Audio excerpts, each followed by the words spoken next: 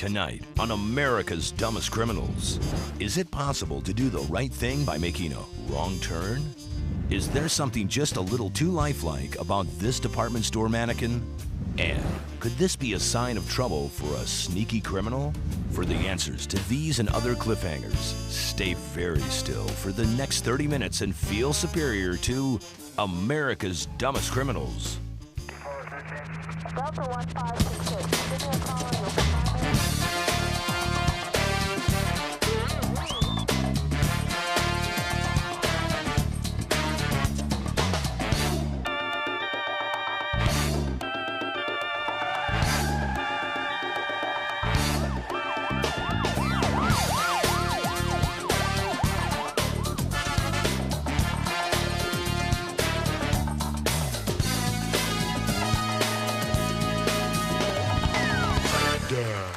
Now, welcome your hosts for EDC, Daniel Butler and Debbie Allen.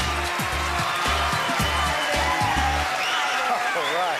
We're so glad to have you along. You know, we've got some incredible stories to tell you. We do, and one of them involves a suspect who poses as a mannequin to avoid capture. Now, that sounds easy enough, right? Well, we've invited little Alex Gilreath from our studio audience to give us her best impression of a mannequin. Come on up, Alex. Hi, sweetie. Right there. Hi. How do you do? All right, you can pretend to be a mannequin. Are you ready? Okay, pose. Oh, wait, I forgot to ask you, how old are you? Mannequins don't talk. Oh, Daniel, you are not playing wait. fair. And you can't laugh even when somebody gets right up in your face and go, "Ooh," like that. He's huh? mean, isn't he? Yeah. Stop. I should have been a police investigator. How fast I can make them crack, Oh, yeah, under just pressure. as long as all the suspects are 6 years old, huh? So for enduring Daniel's mannequin shenanigans, I'm going to give you an ADC T-shirt. Look at this. It's big enough for you and your two brothers to fit in. Yeah, it's a nice shirt. You can sleep in it, okay, honey? Watch your Bye-bye. step. There you Thanks go. for being here. All right. Aw, she's a doll. And for those of you at home, we've got our first story. It's about a man who learns that you only have one chance to make a first impression. Here's Caught on Camera. Some time ago, I was on patrol and we noticed a car that was going north on our major road, and it only had one headlight and no tail lamps at all. So we cut on our video camera and turned around to make what was a routine traffic stop.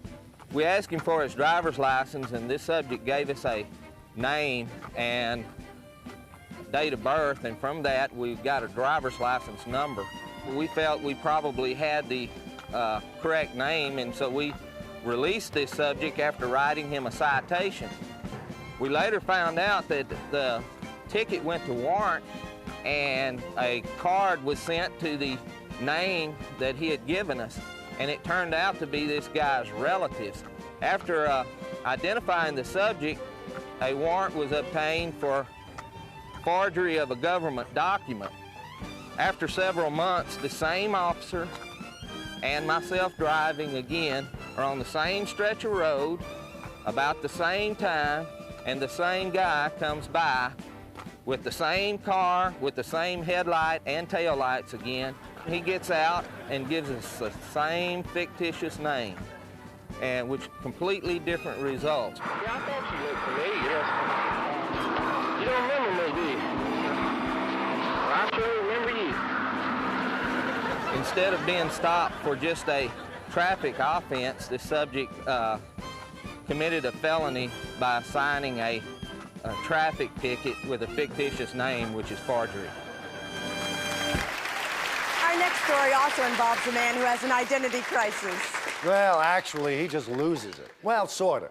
Fortunately for the good folks of the police force in Tinton Falls, New York, they were able to restore order and order the guy behind the bars. He leaves us with something to remember me by.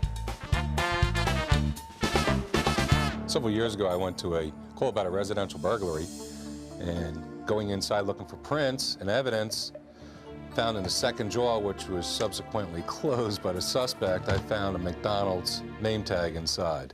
So I questioned the homeowner, didn't know anybody that worked at McDonald's. So therefore, I put it aside, I collected it as evidence. And several days later, after calling the fleet of McDonald's in my local area, nobody knew about the first or last name of that name tag that I found. So Probably about 3 days later, one of my traffic officers made a motor vehicle stop. Subject had no license on him. Of course, he does the license check by name, and the name was the same name I had on the ID tag. So I went over there, and upon questioning the person, he denied that he ever worked at McDonald's or a fast food restaurant. Actually, I'm between jobs at the moment. Consensual search. In his vehicle in the trunk was his McDonald's uniform minus his name tag. He didn't go to work for a couple days because he's on the run doing these burglaries. He never realized that his name tag was missing. So at that point, he was placed under arrest, brought in, and because of that piece of evidence, didn't serve us any more fries for the rest of the week. He was fried. You know, I wonder if he shared a cell with the hamburger. Stop, you're making me hungry. I'm sure he did. You've heard the phrase, any port in a storm? Well, when police came storming up behind a suspect, he definitely shouldn't have dropped anchor where he did. Oh, boy. Yeah, you can say that. A surveillance camera shows that he picked a hideout that's known for harboring criminals. See what we mean. There's a running joke in the department about the guy that actually ran right to us. I was working third shift. I noticed 3 vehicles which were southbound through the town. The middle vehicle taillights were completely out. It didn't have any taillights or any brake lights. So the closer I got to the vehicle, there was a Pontiac Grand Am white in color that was in the rear. He continued to try to block it. At this point, I knew there was something wrong with the Jeep. They didn't want me to get near the Jeep. So I backed off. I activated my overhead lights. The Pontiac did exactly what I thought he would do. He pulled over to allow the other ones to continue. As soon as I got him pulled over, I whipped around him and then went after the Jeep. As soon as the Jeep realized that I was coming after him, he began to run. The car was stolen, or they'd been out burglarizing something. There was something in that car that they didn't want me to get. They went through the stop sign back here, then they went in through the water department here. He went through the car wash, and I knew that there was only 2 ways out there, and as hard as he was going, he went right through one of the stalls. He realized he didn't have anywhere to go, and he hit that partition. I came in shortly after he hit that to try to get him on tape as they were bailing out of the car. As he bailed and ran across the street, Sergeant Condon got behind him, and he got a little worried, didn't know where he was at, and just wanted to dive into some doors. He kept coming around the corner and then went right into our lobby of the police department. The officer inside said he ran in, started to say something, looked to his right, and at that time we had all of our photos on the wall, and then he just kind of dropped, slumped down to his knees. And we were pretty shocked when dispatch came over and let us know that he had run through our double doors and right under the police light. While we were taking the guys to jail, the 2 were in the back. The passenger was back there telling him he couldn't believe he'd ran through the front doors of the police department with that big red and white sign that said police right over top of his head when he went through. And they were laughing. It was pretty funny.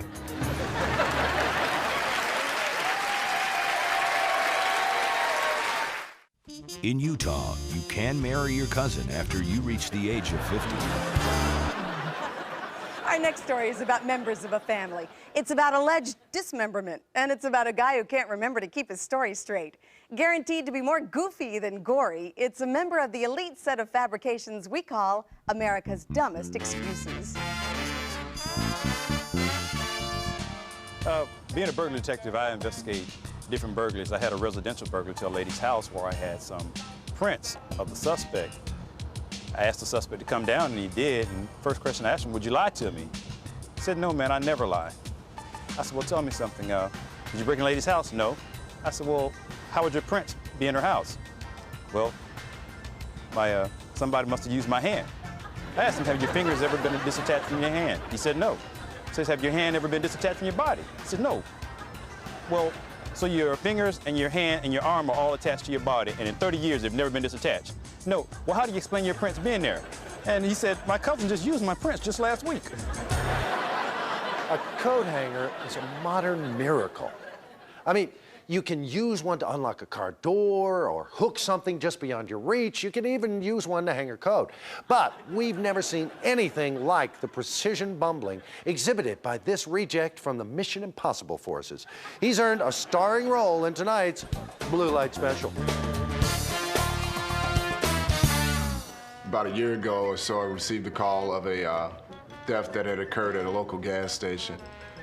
The store owner was kind of upset. He said, but he had everything on surveillance tape, so he popped in the tape, and immediately I knew who it was. At the very beginning, he was kind of casing the place out. He'd already had his coat hanger sitting by the window, so you can see him reaching down to pick it up when the coast was clear. The only way he could get into it was through the slot at the base of the window where the money's exchanged when people come in to buy gasoline. And then he started going fishing, try and reach in and grab cigarettes, lottery tickets, things like that. Suddenly, he realized that there was a camera about 6 inches in front of his face. He was unsuccessful in getting the items he was after, but on the first attempt, he was able to take the coat hanger and yank the camera down. But it was too late. We already caught him on film. Everyone watched it and they found it hilarious immediately. So later that day, we looked naturally for Donnie because he's usually not that hard to find. However, we didn't find him. Later on that evening, after getting home from work, there was some noise going on outside, so as I got up to check, to my surprise, there's the guy who was on the tape, totally unplanned. It's not like he was hanging out, he just happened to walk by. I ran, I grabbed my gear, grabbed my handcuffs, and I went outside, and then I arrested him at that point. The expression on his face was sort of like, oh, that's pretty much it. Oh my, I think is what he said. Okay, here's the mannequin story we alluded to earlier. It involves a suspect desperate to elude police by posing as a department store dummy. But this crook is a living, breathing example of why it's not wise to run from the law. The break-in is at a boutique. This store is located on Queen Street. And when they walk in, there's the mannequins with their wigs and all that on. The officers search the building and don't find anybody. And the officers inside find the extreme urge to use the restroom. So they proceed to use the restroom. When the store owner gets there, the owner comes in, they start showing them around, and the owner looks over in the corner and he says, well, who is that? And one of our officers says, well, that's a mannequin, and they pull their guns. They arrest the guy for breaking and entering. He's a cross-dresser. He was dressed in his wig, and he looks pretty when he's dressed up. They bring him to the station. He's interviewed by one of our investigators, and he tells our investigators, he says, I saw them using the bathroom. I just didn't want to disturb them.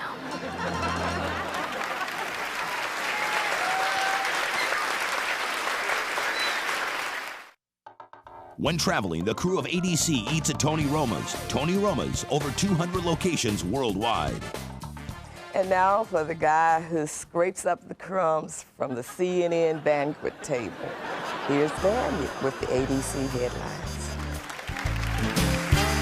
Thank you, I think. A man wanted to ride shotgun with Akron police, but his plans went awry.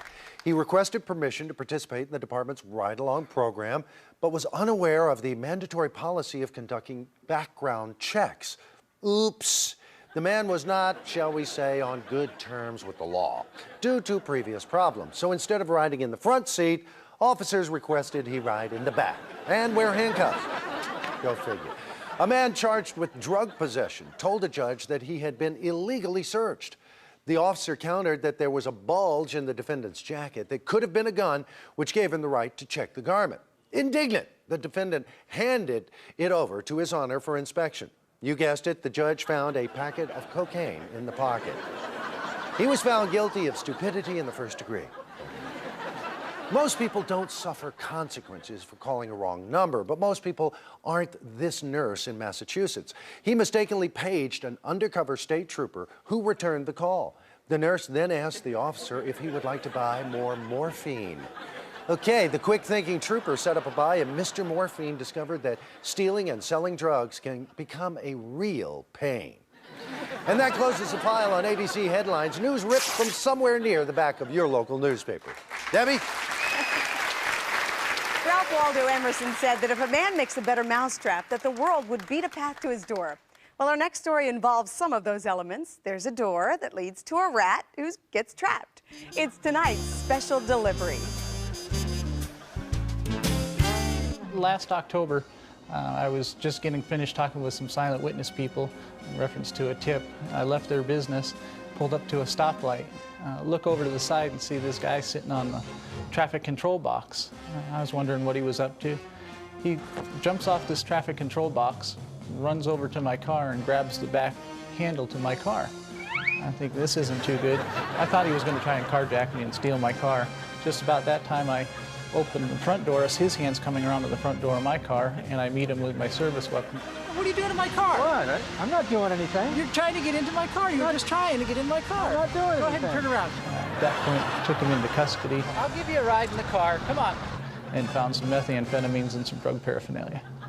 Nobody touches my car. Okay. Because of the delicate subject matter of the next story, I'll use game show titles to describe what you're about to see. There's a guy who's looking for a love connection. He was playing a dating game of sorts, but when he said, let's make a deal, and agreed the price is right, he found himself in jeopardy. Whether he's hormonally driven or just showed no concentration, you'll have to agree that the Joker's wild. Let's see what lovely party gifts we have for our next contestant. Working on a prostitution sting. I was a prostitute and looking for Johns basically on the street corner. And there was a gentleman drive by in a white car, and he'd driven by me several times. They came around the block, and we can't ask them what they want. They have to tell us what they want, what kind of services they want me to render to him. So he proceeded to tell me what he wanted. And I said, meet me down the corner. Go around the corner right over there, and I'll be right there. And I'll be there in a second. And that's where our other undercover people take him down. Hey, baby, after all this is over, you still want to go out for a drink? Keep voting. Oh, no, I mean a real date. Even after he was arrested for prostitution, he still was trying to hit on me, at least for a date afterward. In Richmond, Virginia, it's illegal to flip a coin in a restaurant to determine who pays for a coffee. I was working security in one of our district courts. Part of the procedures for everyone entering in a court is all their belongings have to be searched and they have to pass through a metal detector. A female came into the court and was asked to empty out the belongings in her purse. When she started taking out all of her belongings, she produced 2 bags of marijuana. When it was called to her attention, she was placed under arrest. She had claimed that she had found the items in the parking lot of a convenience store and didn't know what they were, and decided to pick them up and put them in her purse. Upon further searching her, we found 2 more bags of marijuana, some illegal prescription medicine, and 2 burnt marijuana cigarettes. She was then arrested and brought to the station for booking procedures. It just goes to show you what drugs will do to you. This is your brain. Trying to fit a square peg into a round hole is a bad plan, but we learned of a high-caliber plan with a huge potential to backfire. Okay. Here's the story of a rocket scientist who will definitely not win a Nobel Prize for physics. Everybody better duck. We're loaded and locked for this week's report of We're Not Making This Up.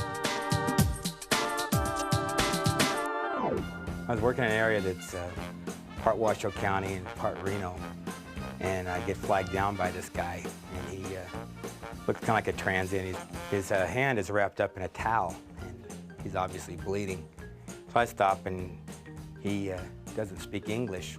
So I ask him what happened. He takes the towel off, and his hand's really mangled up, and he takes his fingers and does like this. And I asked him if he'd been shot, and he kind of shook his head that he had. But later on, I find out through an interpreter he had burglarized some homes and had taken this pistol and a handful of ammo. And he went back to his little transient camp, and he had 9mm bullets and a .38 pistol. So he decided to put them in anyway. And he put them in and then began hammering them, holding the gun in his hand. Was hammering the 2 bullets in with his knife, and they went off and shot himself in the hand. And he was pretty messed up. He'd just been living up there and burglarizing houses. He told him that he was going to take this pistol and start doing some robberies so he could make some real money. But instead, he just got to go home. Looks like we'd better take this opportunity to go out with a bang. Yeah, but never fear, we haven't run out of strange stories of the morally challenged. So we'll be back next week. In the meantime, you can always visit our website for more state-of-the-art stupidity at www.dumbcrimes.com. Hey, and if you've got a story to pass along, you can send us an email through the website or write us at this address, America's Dumbest Criminals, 3201 Dickerson Pike, Nashville, Tennessee, 37207. And thanks to the wonderful officers who helped us tonight. They're representative of the kind of good people who keep us safe from the bad guys. And thanks to you for joining us. As always, we hope that we've all learned from others' mistakes. But if you haven't, we just might see you next week on America's Dumbest Criminal. Goodbye.